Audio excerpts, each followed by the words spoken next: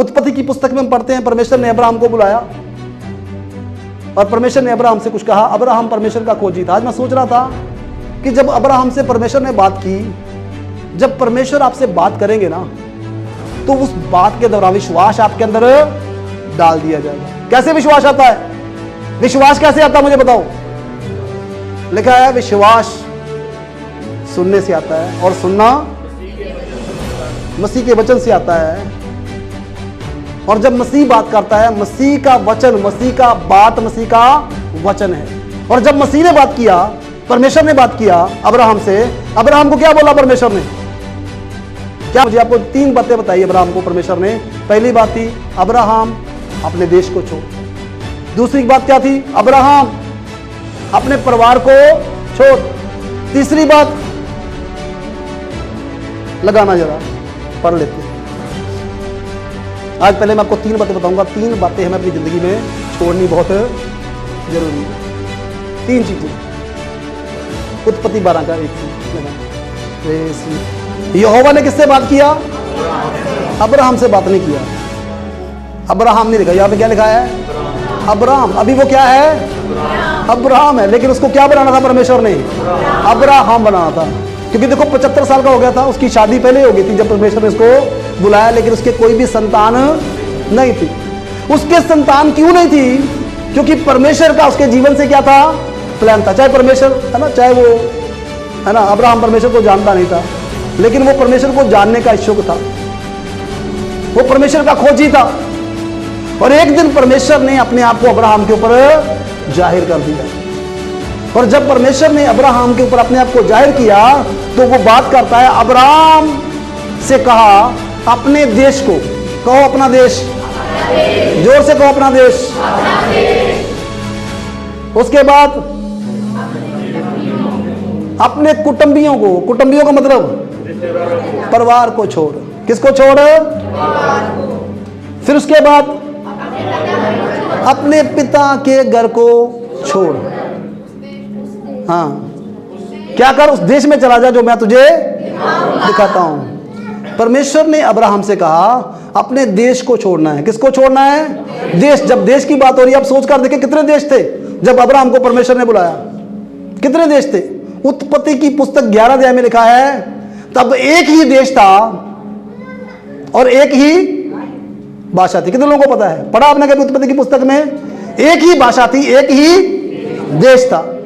जब अब्राहम से परमेश्वर बात कर रहे हैं, देश का मतलब यह है परमेश्वर आज हमसे बोल रहे हैं कि इस संसार को तुम्हें क्या करना है? छोड़ना है। जब आपने यीशु को जीवन दे दिया, अब ये देश आपका नहीं, एक नया देश आपको मिल गया है। कलीसिया, ये कलीसिया के बारे में थोड़ा दिखाता है। जब एक व्यक्ति यीशु को जीवन देता है, परमेश्वर कहते हैं अब तेरी पहचान बदल गई है। पहले तू किसी देश का निवासी था, लेकिन आज तू स्वर्ग का नागरिक है। कहां की नागरिकता मिली हमें? कहां की नागरिकता मिली बोलो? अब हम स्वर्ग के नागरिक हैं। अब हमें स्वर्ग के तौर तरीकों को सीखना है। हम बुलाए गए हैं। किस लिए बुलाए गए हैं? स्वर्ग के राज्य का प्रचार करने के लिए हम बुलाए गए हैं, स्वर्ग के तौर तरीकों को सीखने के लिए। तो परमेश्वर ने पहली बात जो अब्राहम से बोली, अपने देश को छोड़। और बाइबल में पता क्या लिखा है? दुनिया से मित्रता परमेश्वर से क्या है? आपको पता है इस संसार का एक लॉ है, सब कहे लॉ, उसको कहते हैं कानून। इस संसार के नियम है। इस संसार का एक नियम है। वो नियम पता क्या है? किसी ने खोज की कि चीज ऊपर को फेंको तो वापस कहां आती है? तो कैसे नीचे आती है? ग्रेविटी है। इसका मतलब यह है कि विश्वासी को संसार ऊपर बढ़ने नहीं देता। क्या नहीं बढ़ने देता? संसार, संसार की चीजें और संसार की मित्रता और संसार से प्रेम हमें परमेश्वर के और बढ़ने नहीं देता। इसीलिए बाइबल में जब हम कुलसियों की पुस्तक 3 अध्याय पढ़ते हैं, वहां पर पौलुस कहता है अब तुम यीशु मसीह के साथ जिलाए गए हो, तो किसकी खोज में रहो? ऊपर की। मैं चाहता हूं कुलसियों की पुस्तक भी लगाना एक बार। कुलसियों की पुस्तक, ये संदेश आज शुरू होगा और 3 संडे ये संदेश चलेगा। जब तक हम जाते नहीं चंबे तब तक ये संदेश चलेगा। लेकिन मैं आपको डिटेल में बताना चाहता हूं अब्राहम के बारे में। अगर आज आपने 3 चीजों को अपने जीवन से छोड़ने का मतलब ये नहीं कि हमें छोड़ के एक बार जाएंगे हम संसार को, लेकिन परमेश्वर चाहता है जीते जी भी आपने ऐसे जीना है जैसे आप इस संसार के नहीं हो, अब आप एक नई दुनिया के हो। कितने लोगों को पता है कौन सा देश है आपका? क्या इंडिया? इंडिया को हम ब्लेस करते हैं, प्रभु का धन्यवाद हम इंडिया में उत्पन्न हुए हैं, लेकिन फिजिकल रूप में हम इंडिया में उत्पन्न हुए हैं। जब हम बोर्न अगेन हुए तो फिर हम इंडियन नहीं है, फिर हम क्या हैं? फिर हम हेवन नहीं है, स्वर्गीय हैं। अपने घर जाकर अपनी फोटो बनाकर उस पे एक चीज लगा देना, लिख के क्या लगाना है? उसको बोलना मैं स्वर्गीय हो गया हूं। क्या हो गया हूं? मैं नहीं कहता, मेरा बाइबल कहता है कि हम अब संसार के नहीं हैं, हम क्या है? स्वर्गीय। हम स्वर्ग के नागरिक हैं। स्वर्ग की सिटीजनशिप आपको मिली है। यीशु मसीह ने अपना लहू इसलिए बहाया कि आपको स्वर्ग की सिटीजनशिप मिल सके। अरे आसानी से मिल गई आपको। पुराने नियम के लोगों से पूछ कर देखो कितने पापड़ बेलने पड़ते थे, फिर भी वो वहां तक पहुंच नहीं सकते थे। सब बोलो हालेलुया। देखो अगर आप इंटरेस्ट से सुनोगे ना आज, तो फिर आपको मजा आएगा। क्या कहता वो? अंत जब तुम मसीह के साथ जिलाए गए तो स्वर्गीय वस्तुओं की खोज में रहो, जहां मसीह क्या है? मतलब बैठा है पिता के दाहिने हाथ। और परमेश्वर, अब जो पौलुस था, पौलुस लिसे से बोल रहा है अब तुम्हें ऊपर की चीजों को जानना है, ऊपर की चीजों की ओर बढ़ना है। कैसे बढ़ेंगे? जब हमारा ध्यान किस चीज के लिए रहेगा? हमारा मन कौन सी चीजों पे लगना चाहिए? पृथ्वी की चीजों का क्या होगा? पृथ्वी की चीजें अपने आप आपको मिल जाएगी, क्योंकि परमेश्वर ने कहा पहले मेरे राज्य की खोज कर, मेरी धार्मिकता की खोज कर, दुनिया की चीजें तुम्हें मिल जाएंगी। मैं आपको एक बात बताऊं, सही ट्रांसलेशन में लिखा है तू राज्य की और धार्मिकता की खोज कर। परमेश्वर कहता है दुनिया की चीजें तुझे वो आगे से आकर घेर लेंगी। क्या करेंगी? तुम्हें ओवरटेक करके आगे से। अब्राहम ने कभी चाहत नहीं रखी कि मुझे दुनिया की चीजें मिले, लेकिन बाइबल में लिखा है अब्राहम बहुत धनवान हो गया, क्योंकि उसकी नजरें संसार की चीजों पर नहीं, उसकी नजरें किस पर थी? ऊपर की चीजों के ऊपर थी। कौन सी चीजों के ऊपर? है ना। मैं आज विश्वास करता हूं आपके जीवन में परमेश्वर कुछ बदलाव करना चाहते हैं, कुछ बदलाव आपके जीवन में, है ना। बहुत सारे लोग जब आते हैं परमेश्वर के पास आते हैं, पता क्यों है? हमें दुनिया की चीजें चाहिए। परमेश्वर कहता है दुनिया की चीजें तुम्हें मिल जाएंगी, पहले तो मेरी धार्मिकता की, मेरे राज्य की खोज कर। क्योंकि यीशु ने पता मैं क्यों जलाया? इसलिए जलाया ताकि अब हम जिंदगी नॉर्मल ना जिए संसार में, है ना। हम नॉर्मल व्यक्ति ना रहें, चाहे हम एक व्यक्ति हैं लेकिन हम साधारण नहीं हैं।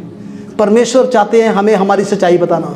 ये वचन हमें हमारी सच्चाई बताता है। और आपको चीज बताऊं, ये दुनिया के अंदर जो लॉ है ना, ये विश्वासियों के जीवन में भी काम करता है। पौलुस इसीलिए कलीसिया से बात कर रहा था। पौलुस कहता है अब तुम जिलाए गए हो मसीह के साथ, अब तुम वो व्यक्ति नहीं रहे जो पहले व्यक्ति थे, अब तुम नई सृष्टि बन गए हो, अब तुम्हारी पहचान बदल गई है। तो अब तुम्हें क्या करना? उस पहचान को जानना है कि तुम्हारी पोजीशन क्या है। क्योंकि जब आप ऊपर जाएंगे आप ये पाएंगे कि वहां पर मसीह अकेला नहीं है, हम भी मसीह के साथ स्वर्गीय स्थानों में बिठाए गए हैं। हालेलुया। कितने लोगों को समझ आ रहा मुझे बताओ? क्योंकि इफिसियों के खत में वो कहता है कि तुम मसीह के साथ स्वर्गीय स्थानों में बिठाए गए हो। पता कहां बिठाए गए हो? अधिकारों के ऊपर, प्रधानों के ऊपर, हाकिमों के ऊपर, प्रभुता के ऊपर और नाम के ऊपर, जो इस लोक में और आने वाले लोक में लिया जाएगा। देखो हमें दूध पीने वाले बच्चे नहीं रहना। क्या नहीं रहना? बोलो। दूध पीने वाले बच्चों को लिखा है वचन की गहराई का पता नहीं होता, लेकिन परमेश्वर चाहते हैं हम बड़े हो जाएं। क्या हो जाए? बोलो। बड़े हो जाए। कितने लोगों की चाहत होती है हमारा बच्चा जल्दी से बड़ा हो जाए? होती कि नहीं होती माँ बाप की चाहत? चाहे वो अपने टाइम पे ही बड़ा होगा, लेकिन हमारी चाहत होती है तो जल्दी जल्दी कब बड़ा होगा, तू कब ये बातों को समझेगा। और परमेश्वर यहां पे कहते हैं कि अब हमें ऊपर की ओर बढ़ना है। क्या करना है? इसलिए हमें अपनी नजरों को अब हटाना है संसार की ओर से, और कहां लगाना है? स्वर्ग की ओर। परमेश्वर ये चाहते हैं। इसीलिए अब्राहम से परमेश्वर ने कहा, मुझे एक चीज बताओ, एक लड़की को अपना घर छोड़ना पड़ता है, छोड़ना पड़ता कि नहीं छोड़ना पड़ता? कलीसिया दुल्हन है और परमेश्वर हमारा दुल्हा है। और बाइबल में लिखा है जब दुल्हन अपने घर को छोड़कर, अपने देश को छोड़कर, अपने परिवार को छोड़कर दूल्हे के साथ है कि नई दुनिया बसाने के लिए आती है, तो फिर प्रोग्रेस होती है, फिर आगे खानदान बढ़ता है। जब तक वो छोड़ेगी नहीं तब तक आगे प्रोग्रेस नहीं हो पाएगी। ये संसार हमें अपनी तरफ क्या करता है? खींचता है। ये लॉ है संसार का, ये पृथ्वी का लॉ है, ये पृथ्वी का सिद्धांत है। हम ऊपर जाना चाहते हैं लेकिन संसार क्या करता है? हमें अपनी ओर खींचता है। इसलिए परमेश्वर ने अब्राहम से कहा, अब्राहम अपने देश को क्या करना है? छोड़ना है। आपको पता है बाइबल जब लिखी गई है ना, तो ये दो तरह से बाइबल के लिए दो शब्द दिए गए, वचन के लिए दो शब्द दिए गए हैं। कितने शब्द दिए गए वचन के लिए? सब बोलो, दो शब्द। एक शब्द था लोगोस। लोगोस है लिखा हुआ वचन। क्या है लोगोस? लिखा हुआ वचन। और जब ये वचन को हम पवित्र आत्मा के द्वारा समझते हैं कि परमेश्वर क्या कहना चाहता है, परमेश्वर क्या बात करना चाहता हमसे, परमेश्वर इस वचन के द्वारा अब्राहम को क्या संदेश दे रहा था। और देखो अब्राहम को मुश्किल नहीं लगा। अब्राहम ने कहा किसको परवाह है देश की, मुझे तो परमेश्वर की आज्ञाकारिता के ऊपर चलना है। और बाइबल में परमेश्वर ने पहली चीज जो कही अब्राहम से, क्या बोला था? क्या कहा अब्राहम से परमेश्वर ने? क्या छोड़ना है? कितने लोगों को पता है कि इस देश की अब हम नहीं है, इस संसार की अब हम नहीं है। फिर दूसरा बात क्या बोला उसने? एक दिन हम ऊपर को जाएंगे। आपको पता है? कितने लोगों को पता है ऊपर को जाएंगे? बाइबल में लिखा है हम बदल जाएंगे, अगर जीवित रहेंगे तो हम बादलों पर। अभी हमारे पास ये बॉडी जो है ना, ये ग्रेविटी को फॉलो करती है, लेकिन एक समय जो हमारे पास बॉडी आएगा वो ग्रेविटी को, क्योंकि वो स्वर्गीय एक हेवनली बॉडी हमें मिलेगी। यीशु मसीह को जब हेवनली बॉडी मिली ना, कितने लोगों को पता है? यीशु मसीह जब जी उठे, यीशु मसीह का शरीर रूपांतर हो गया था। वही बॉडी जो बिल्कुल हमारे जैसी थी, वो बॉडी क्या हो गई? रूपांतर हो गई, है ना। जो थियोलॉजिस्ट है वो कहते हैं कि वो जो कपड़ा था जिसमें लपेटे हुए थे यीशु मसीह, वो कपड़ा वैसा का वैसा ही लपेटा हुआ था जब उन्होंने देखा जाकर, लेकिन यीशु मसीह उस कपड़े से बाहर निकल आए। और यीशु मसीह लोगों के देखते देखते ऊपर उठा लिए गए। एक दिन वैसे जिस्म में मिल जाना है। अभी तो हम उड़ नहीं सकते, लेकिन एक दिन हम उड़ेंगे। कितनों को विश्वास है उड़ेंगे? लेकिन आपको एक चीज बताऊं, ये पृथ्वी आपको उड़ने, क्योंकि ये ग्रेविटी का लॉ है। कितने लोगों को समझ आ रहा है? अगर आप समझेंगे इस बात को तो आपको संसार की चीजों की चिंता करने की जरूरत नहीं है। आपका राजा कौन है? आपकी अब सब चीजें कहां से आती हैं? मेरी मदद कहां से आती है? कहां से आती है मदद? वो कहता मैं पर्वतों की ओर देखूंगा, मेरी सहायता कहां से? वो कहता ना पूर्व से ना पश्चिम से, पर सेनाओं के यहोवा की ओर से आएगी।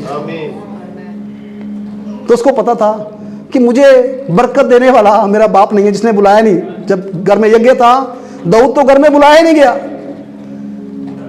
दाऊद ने कहा मुझे पता है मेरी मदद कहां से आएगी, मुझे पता है मेरी बरकत कहां से आएगी, मुझे पता है मेरी आशीष कहां से आएगी। ना वो पूर्व से आएगी ना वो पश्चिम से आएगी, लेकिन कहां से आएगी?